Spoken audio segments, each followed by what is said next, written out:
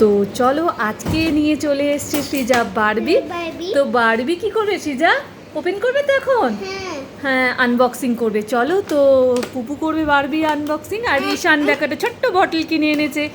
তো চলো আজকে পুপুর বারবির এটা আনবক্সিং করছে, তোমরা দেখো, তাই না সৃজা? দেখাও কেমন হয়েছে, অবশ্যই কিন্তু কমেন্ট করে জানাবে।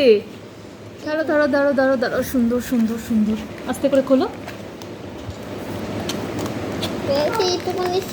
আস্তে আস্তে আস্তে আস্তে, আমি খুলে দিচ্ছি, দাও।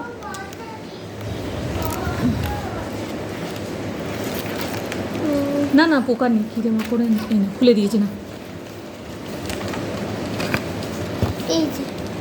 এই যে বেলুন, না রে মামা, এই দেখো বেলুন দিয়েছে বারবির সাথে, আর এই দেখো সুন্দর একটা বারবি।